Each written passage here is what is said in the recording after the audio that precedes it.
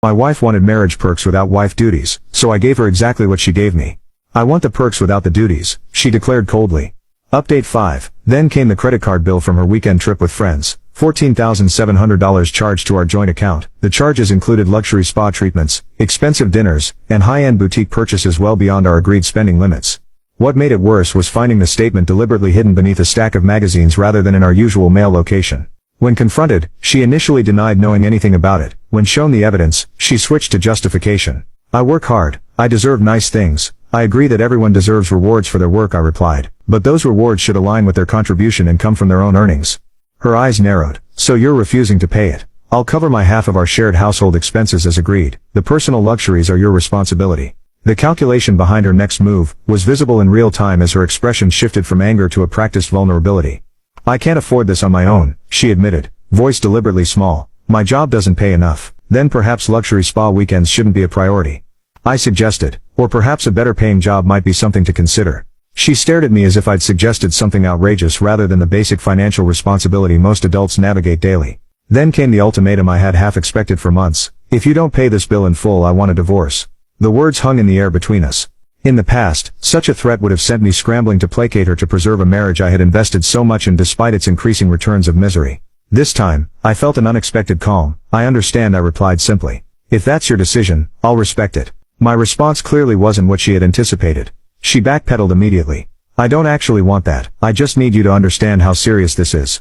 I do understand, I assured her. You're saying that unless I fund luxury purchases made without consultation, our marriage isn't viable from your perspective. That clarifies your priorities perfectly. She tried several more emotional appeals, ranging from accusations of cruelty to reminders of how good we used to be together. When these failed, she switched to threats about taking half of everything in a divorce, clearly expecting this financial leverage to force my compliance. You're absolutely entitled to a fair division of our marital assets, I agreed calmly. I've already consulted an attorney about equitable distribution based on contribution. The mention of an attorney silenced her momentarily. You've talked to a lawyer behind my back. I've prepared for the possibility that reciprocity might not be acceptable to you long term, I explained. Just as you prepared for financial independence by maintaining separate accounts throughout our marriage. In the stunned silence that followed, I added gently, I would prefer to build something authentic with you, but I won't return to an arrangement where I give everything and receive little in return. She left the house without another word. Late that night, she returned and made one final attempt. Seduction as manipulation, the strategy that had resolved countless arguments in the past by bypassing genuine resolution. I declined gently but firmly, explaining that intimacy should be an expression of connection, not a tool for control.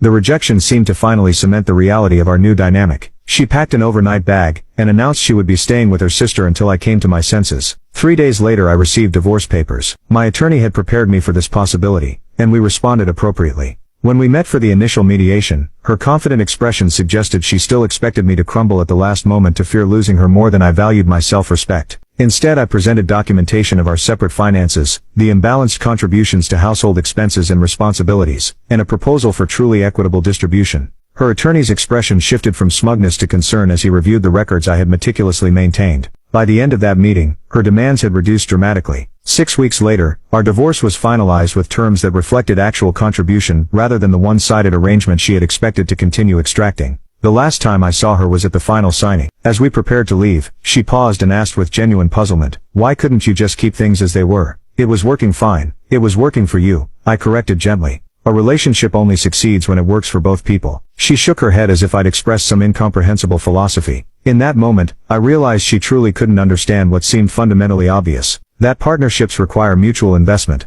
That love without respect is just exploitation. Walking away from that meeting, I felt no victory, no vindication, only the quiet certitude that comes from aligning your actions with your worth. The marriage that had started with such promise had ended with clear vision. The painful education it provided had transformed me from someone who gave unconditionally without expectation of reciprocity to someone who understood that healthy boundaries aren't selfish, they're necessary. 2 years have passed since then. I've rebuilt my life on a foundation of mutual respect, learning to recognize the early warning signs of one-sided relationships. I've discovered that genuine partnership feels entirely different from the constant strain of imbalance. It feels like freedom, like possibility, like growth. Sometimes I'm asked if I regret the marriage or its end. I don't. Every experience shapes us. And that relationship taught me perhaps the most valuable lesson of all. Giving someone exactly what they give you isn't pettiness. It's the clearest mirror you can hold up to show them how they're choosing to love.